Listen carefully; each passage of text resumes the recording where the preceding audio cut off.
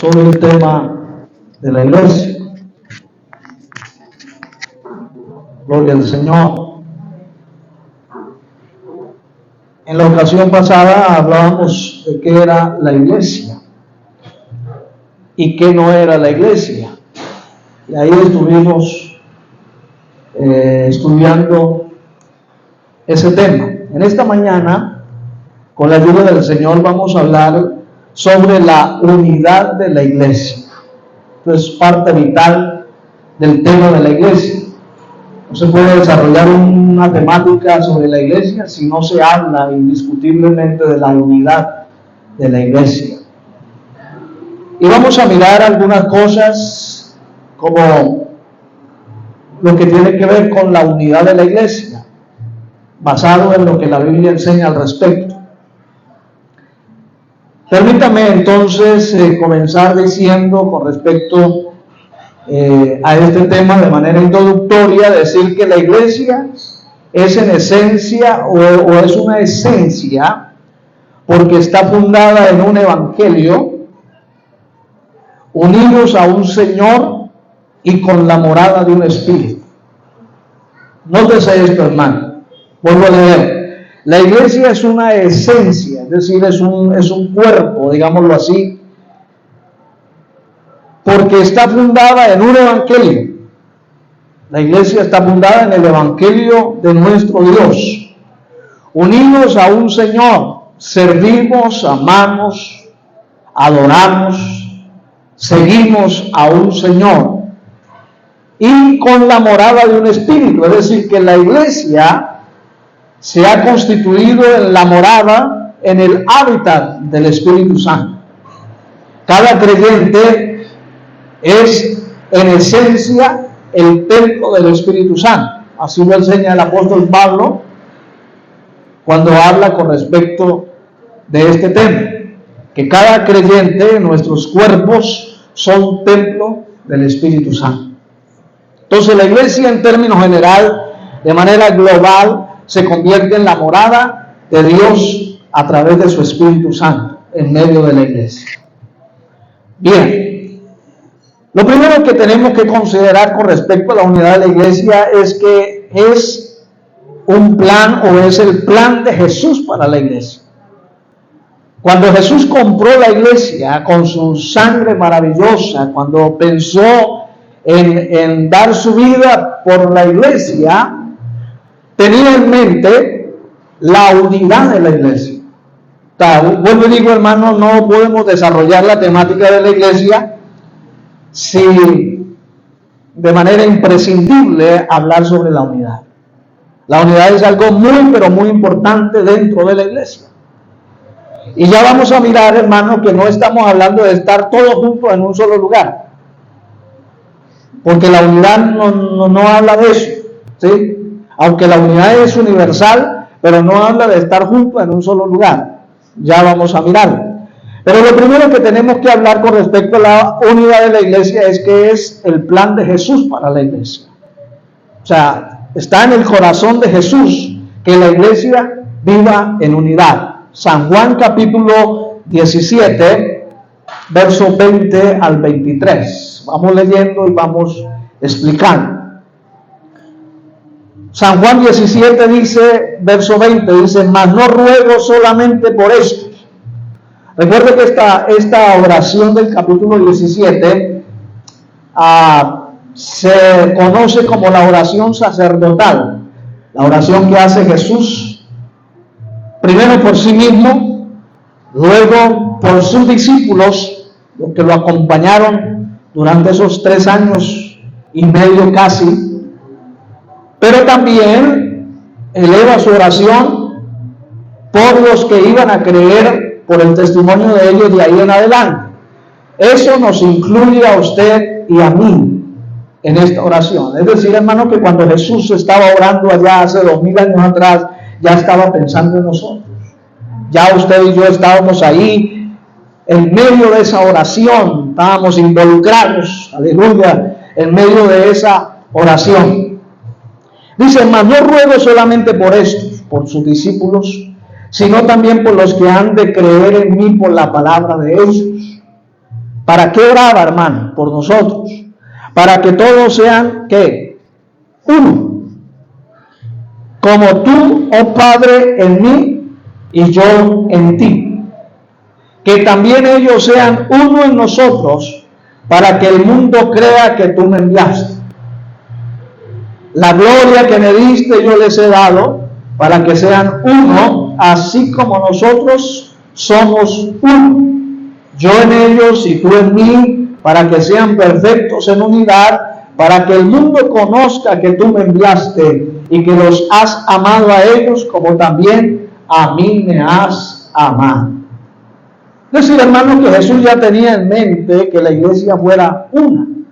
Pero lo extraordinario de este tema aquí, y escúcheme bien, es que el Señor compara la unidad de la iglesia, ¿sí?, la que íbamos a tener los miembros de la iglesia en el tiempo, lo compara con la unidad que Él tiene con su Padre.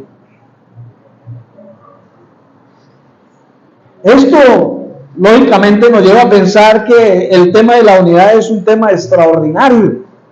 No es un tema pasajero, no es un tema trivial, no, es un tema extraordinario, porque el Señor lo coloca casi a la misma altura, casi al mismo nivel de la unidad que Él tenía con su Padre. Por eso el verso 21 dice, para que todos sean uno, como tú, oh Padre, en mí.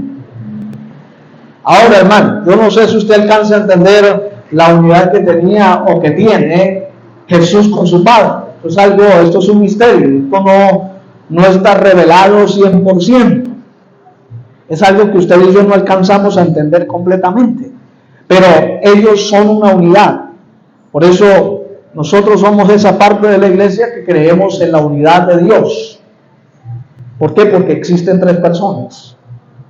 ¿Sí? En esencia es uno, pero también en esencia son tres. Eso enseña la doctrina de la Trinidad, que en esencia, es decir, la naturaleza de Dios es única, pero a su vez la naturaleza de Dios es trina. Por eso Jesús dice, para que seamos uno, para que la iglesia sea una, así como tú y yo somos uno. Bendito sea el Señor. Es decir, hermano, que esta unidad es una unidad espiritual. Es una unidad que no se puede confundir con el hecho de estar juntos, de estar reunidos solamente. Ya más adelante vamos a ir como entendiendo un poquito mejor esto, pero llama la atención, hermano, la manera como el Señor aborda este tema y la oración que hace a favor de su pueblo, para que sean uno. Es decir, hermano, que si hay algo en lo que la iglesia debe de alguna manera trabajar, es en mantener la unidad.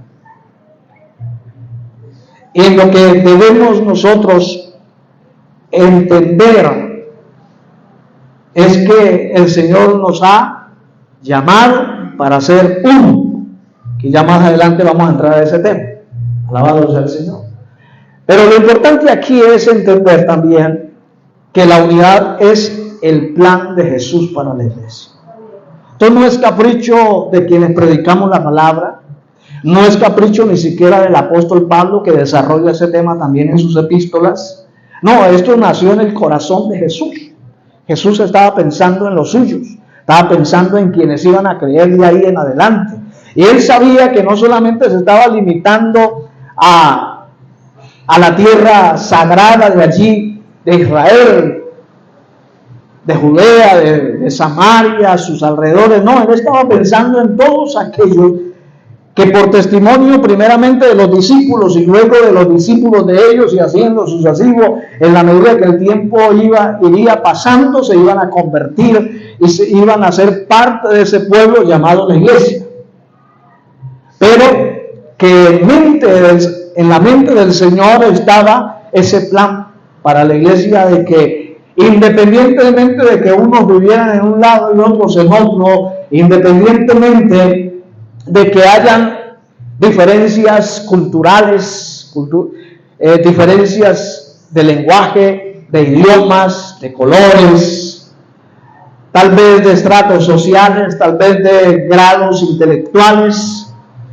Independientemente de esas diferencias, el llamado o el plan de Jesús era que la iglesia fuera uno, viviera en unidad. Para que todos sean uno como tú, oh Padre, en mí y yo en ti, que también ellos sean uno en nosotros, para que el mundo crea que tú me enviaste. Ahí está, hermano. Si la iglesia trabaja en la unidad, si la iglesia procura la unidad, si la iglesia vive en unidad, la gente sabrá que somos la iglesia del Señor. Desafortunadamente, hermanos, siempre han habido esas dificultades que atentan contra la unidad de la iglesia. Siempre en cualquier institución humana hay riesgos que se corren, en este caso con respecto a la unidad.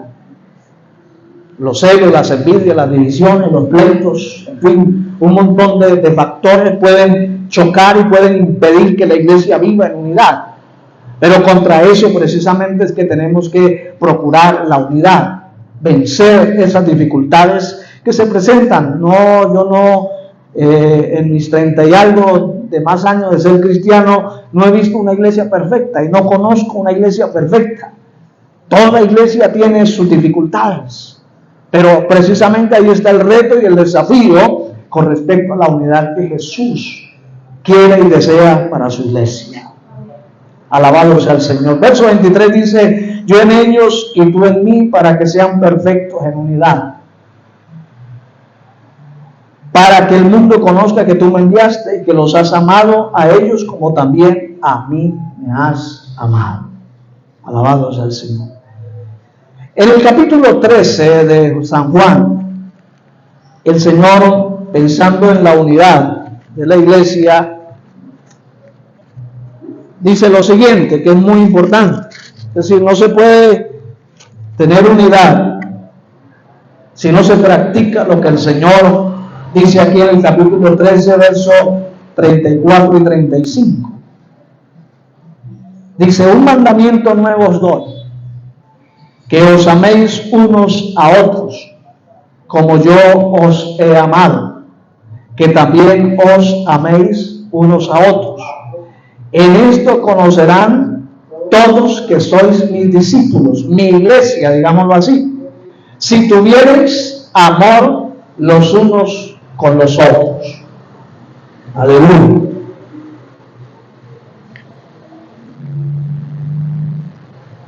¿Qué dice el Señor aquí? La base de la unidad de la iglesia, sin lugar a dudas, es el amor. Y por eso el Señor reitera este tema de manera, valga la redundancia, reiterativamente. Porque es algo tan vital para la unidad. Nadie puede estar unido a otro a menos que lo ame, a menos que exista un vínculo que los una, y en este caso el vínculo es el amor. Y hablar del amor de la iglesia, de los hermanos. En la clase pasada decíamos lo siguiente, y vamos a acuñarlo aquí en este tema, y es que estamos llamados a amarnos los unos a los otros. Escuche bien, aunque los otros nos den 1000 razones para no amarnos.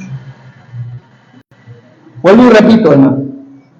El llamado, la exhortación de Jesús y del Evangelio es que nos amemos los unos a los otros. Aunque los demás nos den 1000 razones para no amarnos. Es decir, aunque se comporten mal, aunque tal vez no llenen nuestras expectativas, aunque nos hieran, nos ofendan, ¿cuál es el llamado? ¿Cuál es el reto? ¿Cuál es el mandato? Que tenemos que amarnos los unos a los otros. Y no habrá unidad a menos de que aprendamos a amarnos los unos a los otros. Y claro está, hermano, que para poder amar a mi hermano, yo tengo que primero amar a Dios. Porque el amor que yo le puedo profesar a mi hermano proviene de Dios. Y el apóstol Pablo dice que el amor de Dios se ha derramado en nuestros corazones. Y por eso es que yo puedo amar a mi hermano a pesar de él. ¿Sí? A pesar de. Por eso lo puedo amar. Por eso lo puedo perdonar. Por eso puedo convivir con él a pesar de las diferencias, a pesar de las dificultades que existen como personas. Aleluya. Entonces, en primer lugar, con respecto a la unidad, es que es el plan de Jesús para la iglesia. En segundo lugar, hay que mirar que la unidad es un llamado que la iglesia tiene. Es decir, somos llamados a la unidad. No es un tema opcional, mi hermano querido. No es un tema de que si yo lo quiero hacer o no. No, es que es un llamado, es una vocación. Es una vocación que el Señor nos ha dado. Y vamos a leer Efesios, que es aquí donde Pablo aborda este tema.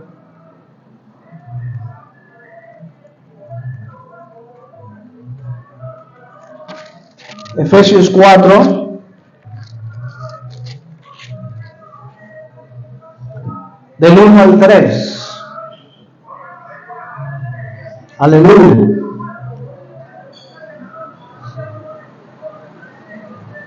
Dice así: yo pues preso en el Señor os ruego que andéis como es digno de la vocación con que fuisteis llamados.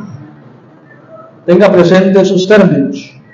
La vocación con que fuisteis llamados, con toda humildad y mansedumbre, soportándoos con paciencia los unos a los otros en amor, solícitos en guardar la unidad del Espíritu en el vínculo de la paz. ¿Sí se da cuenta, hermanos? Pablo habla de un llamado. Fuisteis llamados ¿a qué? A que con humildad, mansedumbre, soportándonos con paciencia los unos a los otros y estando solícitos, es decir, prestos, teniendo toda la voluntad, guardemos la unidad del Espíritu en el vínculo de la paz. Aquí hay varias cositas que hay que notar, pero déjeme decirle antes, hermano, lo siguiente. Es que más allá de ser un llamado a la unidad, una vocación, ya dije que no es un tema opcional, por si de pronto se me da la santa voluntad de hacerlo, no, es que tenemos que procurar la unidad porque a eso nos ha llamado el Señor. Pero hay que decir, hermano, que esa unidad, aquí lo dice que es la unidad del Espíritu, y ese Espíritu está con E mayúscula, que hace referencia ¿a quién? Al Espíritu Santo. Es decir, que el que fusiona la iglesia, el que la hace ser una, como lo desea el Señor, como fue el plan de Jesús para la iglesia, se llama el Espíritu Santo. Y entonces tenemos que ser solícitos. Ahora, hermano, permítame entonces, yendo con la idea que Pablo nos traza aquí.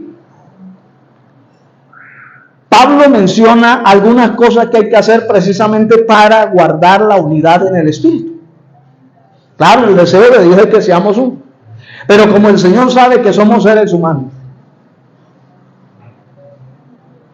que somos hombres y mujeres con defectos, que estamos en perfección, todavía no somos perfectos, que estamos en desarrollo y en crecimiento, todavía no hemos llegado a la medida de la estatura de la plenitud de Cristo.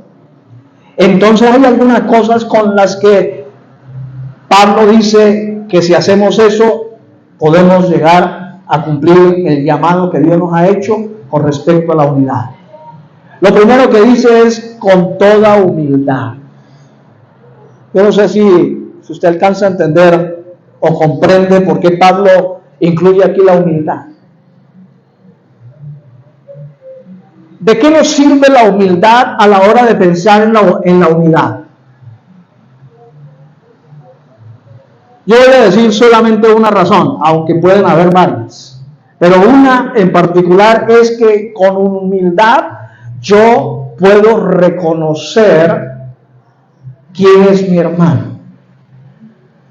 Y aunque mi hermano tal vez, escúcheme bien, tal vez tenga mejores condiciones de vida que yo, Tal vez la vida lo ha tratado un poco mejor que yo. Con humildad yo lo acepto como mi hermano, como parte de la iglesia. Pero también entonces está la otra cara de la moneda. Con la humildad yo puedo reconocer y puedo amar y puedo estar en ese llamado a ser uno en Cristo con aquellos que tal vez no son de mi misma condición, que tal vez no tienen el mismo grado de intelectualidad, tal vez el mismo estrato social, económico, tal vez culturalmente somos distintos, las costumbres que cada uno de nosotros tenemos son diferentes, pero que con humildad yo puedo entonces aceptar a mi hermano tal cual es. Eso es básicamente lo más importante con respecto a la humildad. Pueden haber otras razones, pero solamente quiero mencionar esa. Que la humildad me ayuda a mí a aceptar a mi hermano tal cual es. ¿Cuánto damos gloria al Señor? Con toda humildad y mansedumbre. La mansedumbre nos ayuda a soportarnos.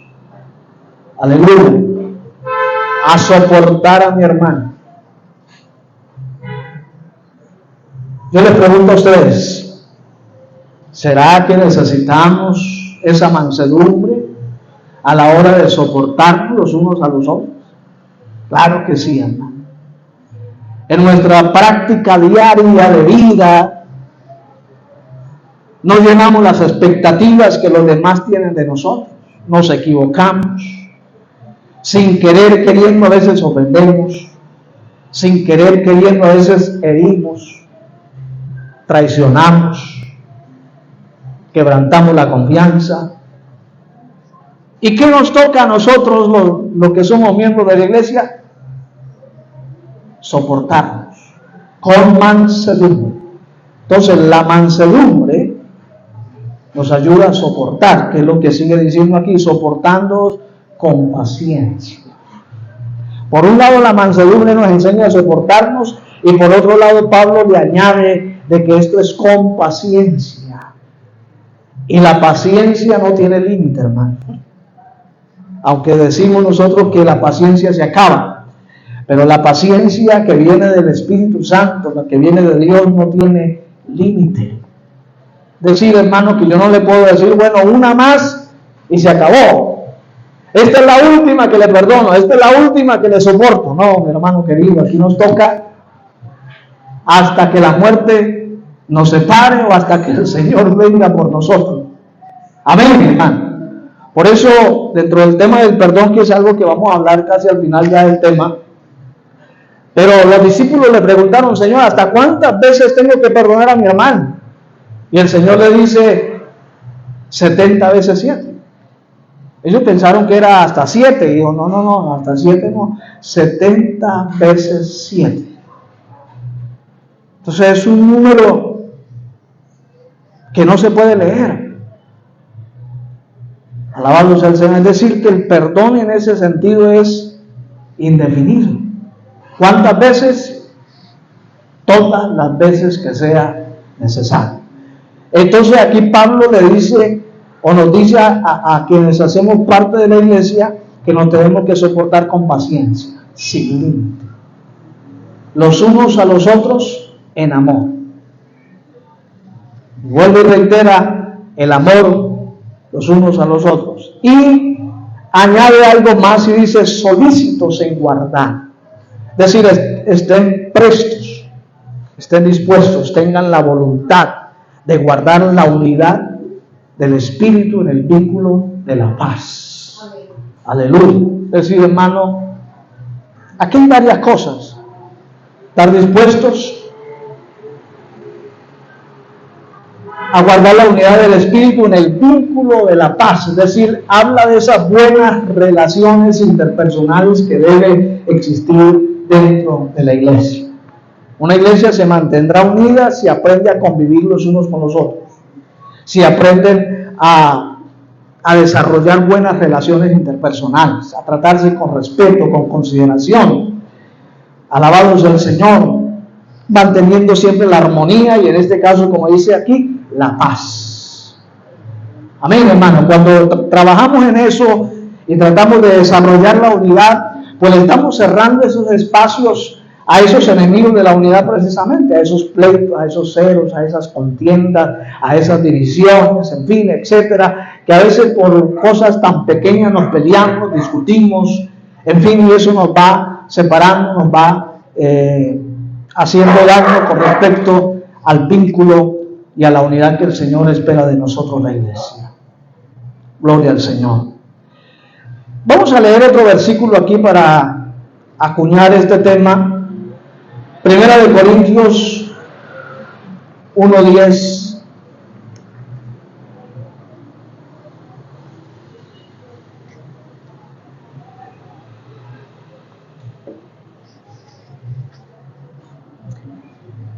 Primera de Corintios 1:10 dice: os ruego pues, hermanos, por el nombre de nuestro Señor Jesucristo, que habléis todos una misma cosa, y que no haya entre vosotros divisiones, sino que estéis perfectamente unidos en una misma mente y en un mismo parecer. ¿Cómo le parece, hermano, lo que Pablo dice aquí? Que habléis todos una misma cosa. Es decir, que estemos unidos en una misma manera de ver las cosas espiritualmente hablando. ¿Sí me hago entender, hermano? Porque somos la iglesia, somos un pueblo de fe, y nuestra vida, pues lógicamente tiene que ir en esa dirección de fe. Entonces, lo que Pablo está queriendo decir aquí no es que hablemos todos de una misma manera, de un mismo ritmo, de un mismo sonsonete, es decir, que tengamos el mismo tono de voz y que hablemos las mismas palabras. No, lo que Pablo no está pensando en eso, sino que hablemos con respecto a la fe de la misma forma, es decir, que todos expresemos lo mismo que creemos todos.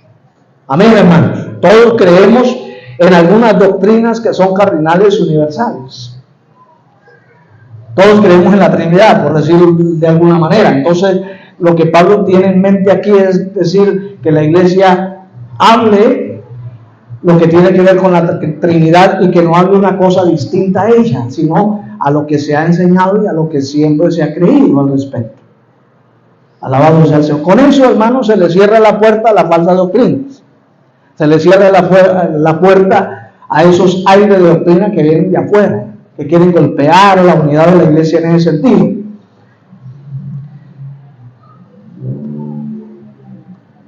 Que habléis todos una misma cosa y que no haya entre vosotros divisiones, sino que estéis perfectamente unidos en una misma mente y en un mismo parecer.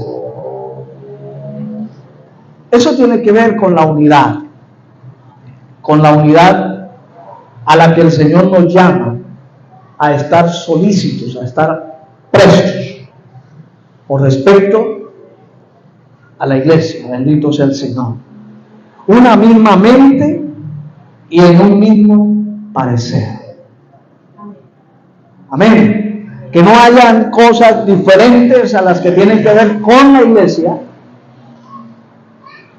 Es decir, que no haya allí divisiones. Una división es que haya dos visiones.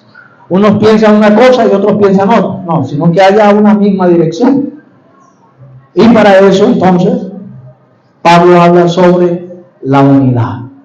Bien. En tercer lugar, lo que tiene que ver con la unidad de la iglesia, hay que ver sobre la naturaleza de la unidad. ¿Cuál es en sí la esencia de la unidad?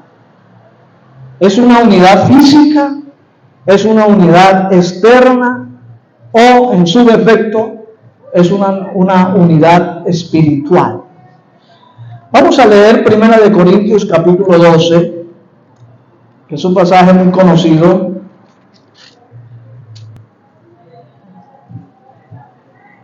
Vamos a leer algunos versículos como para tener la idea, para poder explicar lo siguiente. 1 Corintios 12. Aleluya.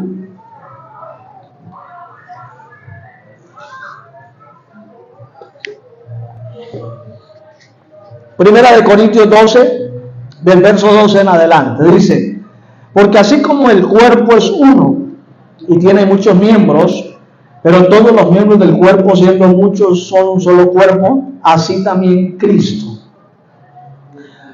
Porque por un solo espíritu fuimos todos bautizados en un cuerpo, sean judíos o griegos, sean esclavos o libres, y a todos se nos dio a beber de un mismo espíritu. Además, el cuerpo no es un solo miembro, sino muchos.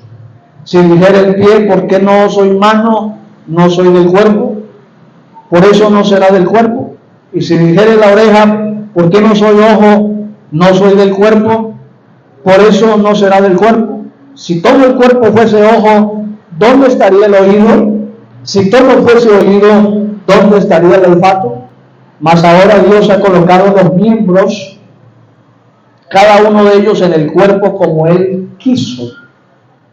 Porque si todos fueran un solo miembro, ¿dónde estaría el cuerpo? Pero ahora son muchos los miembros, pero el cuerpo es uno solo. Alabado sea el Señor. Entonces, hermano, mire que la naturaleza de la unidad, Pablo la compara con un cuerpo. El cuerpo es uno solo, ¿cierto? Pero lo conforman varios miembros. Y todos son tan importantes con respecto a lo que es la naturaleza del cuerpo. Yo no le puedo decir a la oreja: yo no te necesito, porque la oreja presta una función muy importante dentro del cuerpo. Lo mismo, la mano no le puede decir al pie: yo no te necesito, porque el pie juega un papel muy importante en el cuerpo. Y así, en lo sucesivo, cada miembro juega un papel importante. Pero mire hacia dónde nos lleva Pablo, hermano. Pablo nos lleva a pensar que la iglesia, que somos muchos miembros, pero somos un solo cuerpo, es decir, que nos necesitamos mutuamente. Ahora, claro, podríamos pensar, pero ¿qué pasa con los hermanos de allá del África, los hermanos de Europa, que no los conocemos, pero que, de acuerdo a la temática y de acuerdo a lo que la Biblia nos enseña, somos parte de un solo cuerpo? Entonces, ¿cuál es la unidad de la que Pablo habla y de la que el Señor pues también nos enseña? El énfasis de la unidad está en la unidad interna, en mente y espíritu, en lugar de una uniformidad externa. Se lo repito y se lo explico ahorita. El énfasis de la unidad es una unidad interna en mente y espíritu, en lugar de una uniformidad externa. Quiero decir que la unidad de la que hemos estado hablando no es pensar en que tenemos que estar todos juntos en un solo lugar de manera física. Porque tal vez no hay un lugar, no hay una construcción, no hay un edificio que pueda albergar a todos los millones y millones de cristianos que habemos en el mundo entero. Entonces es una tarea imposible de lograr, el hecho de que la iglesia se pueda reunir todos los que decimos ser iglesia en el mundo entero, que los podamos reunir en un solo lugar físicamente hablando. Entonces, no es de esa unidad de la que Pablo y de la que el Señor Jesucristo nos está enseñando. Es una unidad espiritual. En este momento, hermano, hoy domingo, solamente desde México hasta la Patagonia, Argentina, en este momento, en todos los templos, en los lugares donde hay reunión cristiana, se están reuniendo alrededor de 100 millones de cristianos. 100. Imagínense eso, hermano. 100 millones de cristianos. Y no todos estamos en un mismo lugar. Sin embargo, sí estamos unidos en espíritu. Estamos unidos en mente. Estamos unidos de manera, bueno, cada iglesia local de manera interna sí están unidos. Pero todos esos 100 millones estamos conectados con el mismo espíritu en este momento. Estamos adorando a Dios, estamos cantando, estamos escuchando la palabra. 100 millones de personas hoy hemos elevado nuestra voz al cielo reconociendo que Jesucristo es el Señor. Aleluya. ¿No le parece eso unidad? Esa es de la unidad de la que estamos hablando. De que todos, hermanos, sin conocernos, sin que nos hayamos visto, sin embargo hay algo que nos une. Hay algo que nos impulsa a adorar al mismo Dios que creemos. ¿Me hago entender, hermano? Pero aquí hay que decir algo. Usted se da cuenta que las expresiones con que la gente alaba a Dios, con que la gente adora a Dios, a veces es diferente los unos de los otros. Mire, hermano, aquí mismo en Colombia, por decir algo, usted va a la costa norte, donde los costeños, los caribeños, y usted allá los cultos son demasiado movidos, ¿sí? Son demasiado alegres, y la gente le gusta ser eufórica, y cantan y cantan y cantan incansablemente. Pero esa es su manera de cómo adoran a Dios. Eso no los hace diferente a nosotros, que tal vez no somos tan eufóricos a la hora de hacerlo. Sin embargo, en nuestra manera de ser, lo hacemos. Adoramos a Dios con todo el corazón. Y en ese sentido estamos unidos. ¿Por qué? Porque adoramos a Dios. Es decir, que aquí lo importante no es la forma como lo hagamos, sino el espíritu con que lo hagamos, el sentir con que lo hagamos, la mentalidad con que lo hagamos. Aleluya. Por eso la unidad es en espíritu y en mente. Es ¿cómo se dice? La cosmovisión que yo tenga de Dios, la que me mueve a adorar a Dios en la forma como yo soy, respetando que los demás lo hagan de manera distinta, pero eso no nos divide, eso no nos separa, todo lo contrario, eso nos hace uno en Cristo Jesús. ¿Cuánto damos gloria al Señor, hermano? De esa unidad de la que estamos hablando, es una unidad en primer lugar interna, y claro, esto tiene que ver con la iglesia local. Cada iglesia local debe mantener la unidad dentro de su iglesia local. Dentro de las 4 paredes donde se congrega la iglesia deben procurar la unidad. ¿Se puede usted imaginar una iglesia dividida, una iglesia con pleitos, con celos, con contiendas? ¿Dónde termina esa iglesia? Acabada. Esa iglesia termina fraccionada, termina dividida completamente, los unos por un lado y los otros por otro. Entonces, la unidad del espíritu, la unidad de la iglesia, en términos local es interna, pero en términos general, en términos universal, es en espíritu y en mente. Es espiritual. Yo no sé si a usted le ha ocurrido que usted acaba de conocer a algún hermano en Cristo,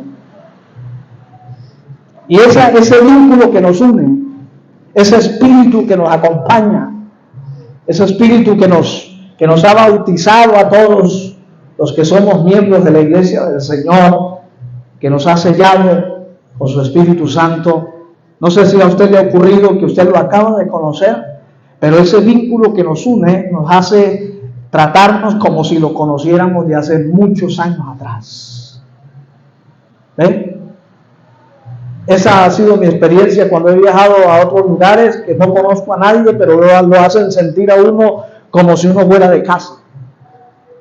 Porque hay un vínculo que nos une, y es el Espíritu Santo que vive en nosotros como iglesia.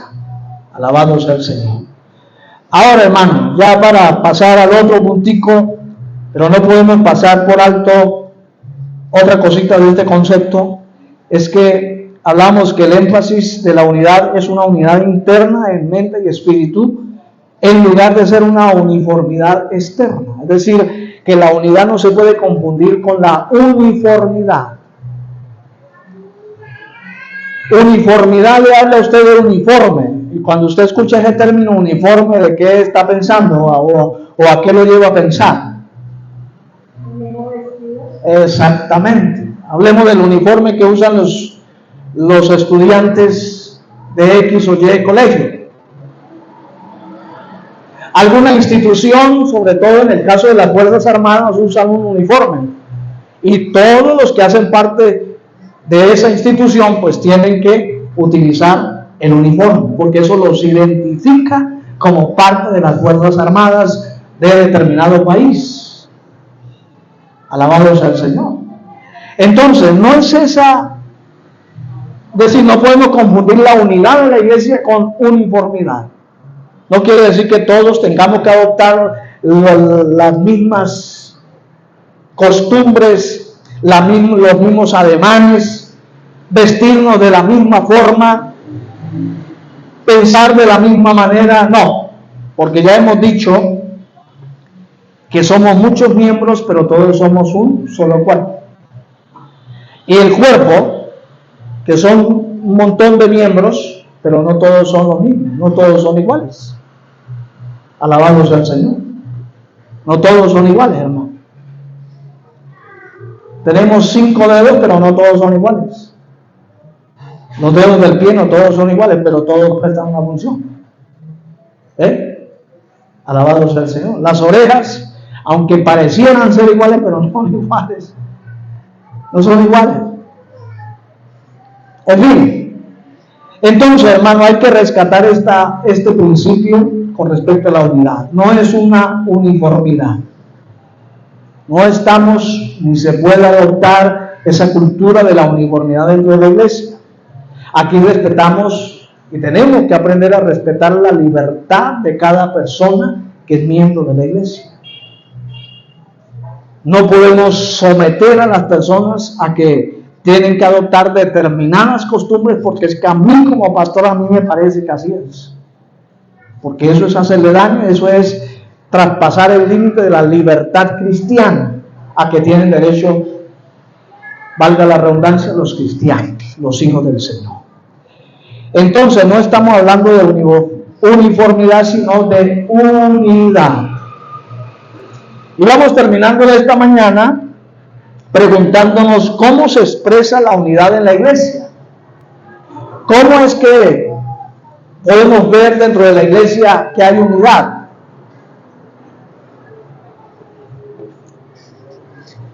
Aleluya.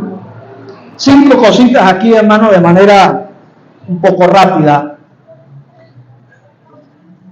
En primer lugar, la unidad de la iglesia se expresa teniendo comunión con Dios. Primera de Corintios 1:9.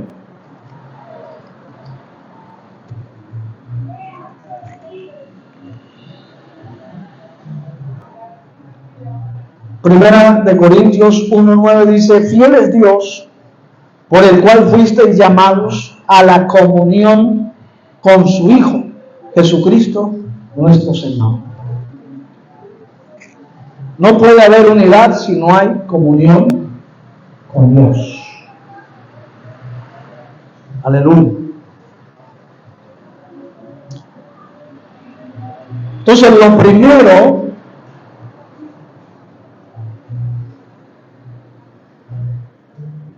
de cómo la iglesia expresa que hay unidad es cuando sus miembros buscan tener comunión con Dios. Y aquí nos podríamos preguntar rápidamente qué es tener comunión con Dios. ¿Qué considera usted que es tener comunión con Dios? Comunicación. Es estar cerca de Dios, es procurar, querer encontrarme con Dios, es mantener una interlocución permanente con Dios. Aleluya. A pesar de mis ocupaciones, yo puedo tener comunión con Dios. A pesar de mis problemas, yo puedo tener comunión con Dios. Y esa es la vivencia de cada buen cristiano. Y eso lógicamente ayudará a que si todos los miembros procuran la comunión con el Señor, pues lógicamente eso ayudará a la unidad de la iglesia. Yo quiero decir algo aquí, hermano, que me llamó la atención. Escuchar a un hombre de Dios decir, uno escucha regularmente a los cristianos decir, si me queda tiempo en el día, yo voy a orar. Voy a ver si me queda tiempo. Voy a tener un día muy ocupado, pero si me queda tiempo, voy a sacar unos minutos para tener comunión con el Señor. Mi hermano querido, el tiempo de comunión con Dios hay que sacarlo. No hay que esperar a ver si me queda tiempo, porque seguramente no nos va a quedar el tiempo. No va a quedar el tiempo. Pero cuando usted y yo establecemos una norma en nuestra vida, una disciplina, de que yo en el día yo voy a sacar el tiempo, lo voy a respetar. Primero está ese espacio que cualquier otra cosa, cualquier otro compromiso. Si yo voy a adquirir algún compromiso con respecto a determinada cosa que tengo que hacer, yo tengo que primero ver el tiempo de mi comunión con Dios. Y eso tiene que ser respetado. Y entonces después de eso sí ya tengo la disposición para hacer lo que deba hacer. Entonces no dejemos al azar la comunión con Dios, no, establezcámoslo en nuestra vida como una disciplina. Bendito sea el Señor. En segundo lugar, ¿cómo se expresa la unidad de la iglesia? Cuando nos reunimos juntos. Cuando la iglesia se reúne, como en el caso nuestro aquí, nos reunimos el domingo a adorar a Dios, a glorificar al Señor, a exaltar a Dios, a estudiar la palabra. Hechos 2:42.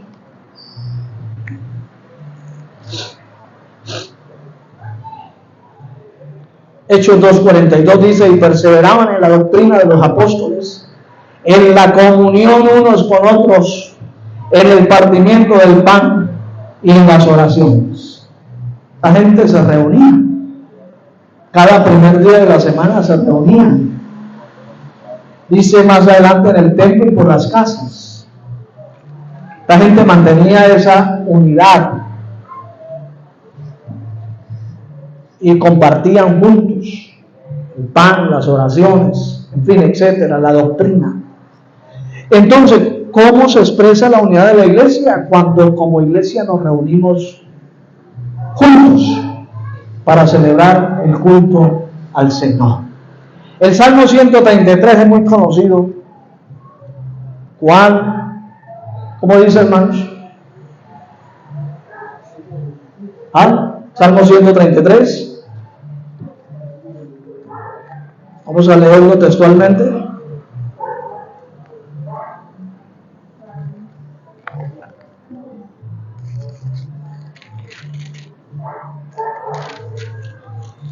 Mirad cuán bueno y cuán delicioso es habitar los hermanos juntos en armonía.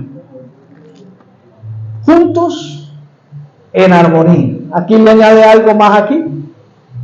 Podemos estar juntos, pero no unidos. Y la idea es estar juntos, pero en armonía. Amén, hermano. En la misma mente, en la misma disposición, con la misma disposición para adorar a Dios y ofrecer el culto al Señor. En tercer lugar, ¿cómo se expresa la unidad de la iglesia? Cuando compartimos el sufrimiento de otros. Filipenses capítulo 4, versículo 14. Filipenses 4:14 dice, sin embargo, bien hicisteis en participar conmigo en mi tribulación. Y en Hebreos 13:3, mire lo que dice, hermano.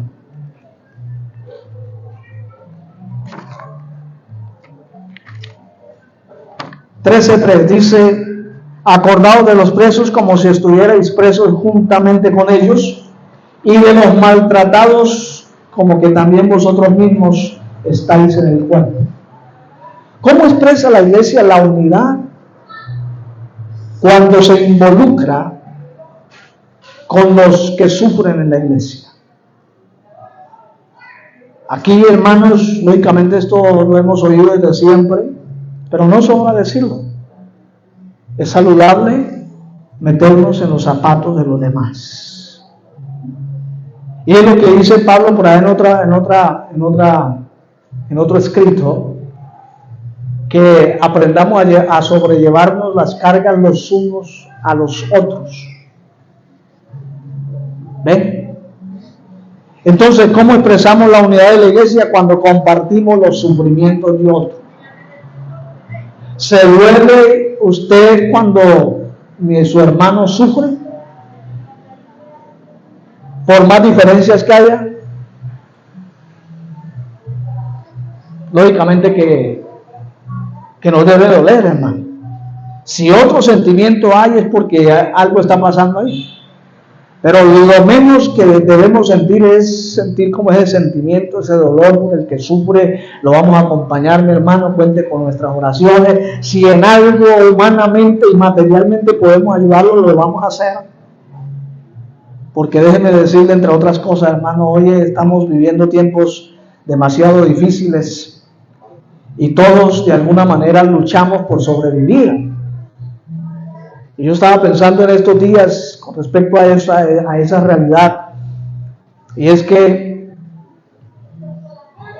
la gente que puede dar a veces le duele dar, y la gente que no puede dar quisiera hacerlo, hermano.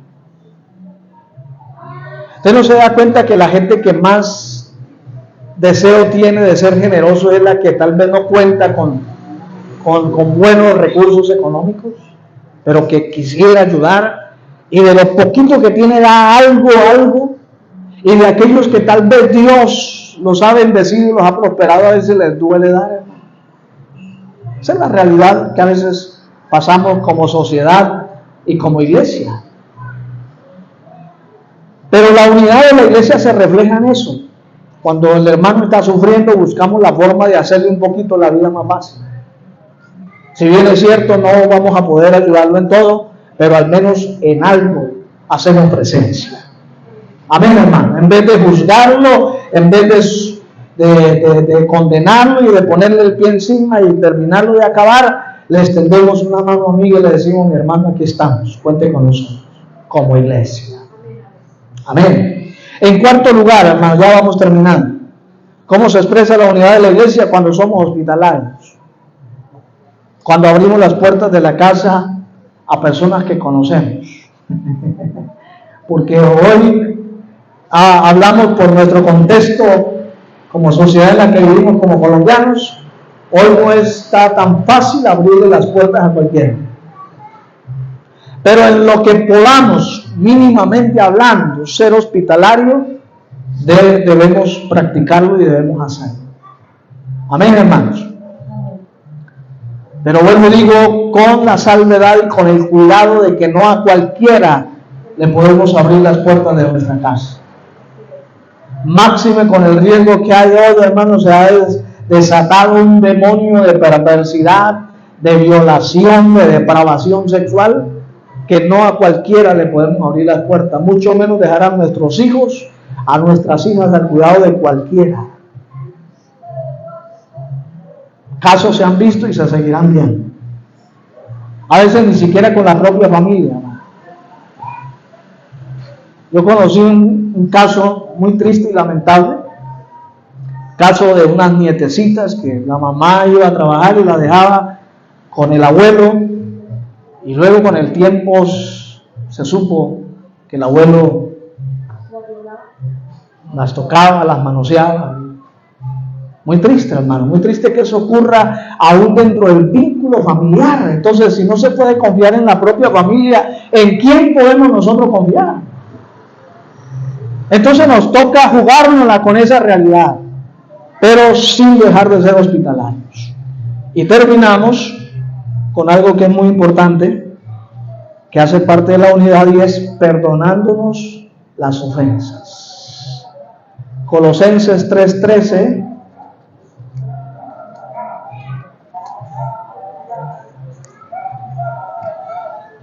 Colosenses 3:13 dice, soportándoos unos a otros y perdonándoos unos a otros, si alguno tuviere queja contra otro, de la manera que Cristo os perdonó, así también hacedlo vosotros. Alabado sea el Señor para siempre. Entonces, mis hermanos, terminamos con el tema del perdón, porque lógicamente sin el perdón no puede haber unidad, porque la unidad se va a ver siempre amenazada por los errores naturales que como humanos tenemos. Y no podemos pasar por alto ni olvidar esta realidad, y es que la iglesia la conformamos personas. Quienes hacemos parte de la iglesia somos seres humanos, que tenemos fallas, que nos equivocamos aunque no querramos hacerlo. ¿Ven? Que ofendemos a veces sin querer queriendo. Y entonces la base de la unidad, aparte del amor y de la paz, es el perdón. Alabado sea el Señor. Y bueno, hermano, el tema del perdón es un tema que se puede abordar solo en una prédica, en una enseñanza, pero creo que lo sobreentendemos. El perdonarnos los unos a los otros. ¿Cuántas veces preguntaron los discípulos esperando una respuesta optimista? Y el Señor le dijo hasta 70 veces 100. El perdón no tiene límite. Quiere decir, hermano, que usted y yo, mientras hagamos parte de la iglesia y mientras estemos en este planeta Tierra, nos toca y nos tocará perdonar siempre. No nos queda de otra, ¿no? Si queremos practicar la unidad y preservarla en medio nuestro, tenemos que aprender a perdonar. Pastor, pero es que usted no sabe lo que me hizo. Me da pena, pero tiene que perdonar. Esa es la vida cristiana. Esa es la realidad. Entonces, mis hermanos, que el Señor nos ayude a mantener la unidad en el nombre del Señor. Gloria al Señor para siempre. Aleluya.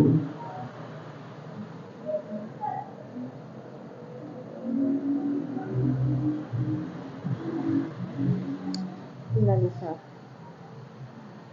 ¿Ya?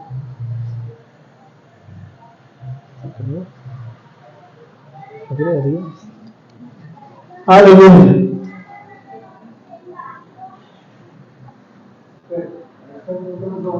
¿Sí? Ya. Finalizar.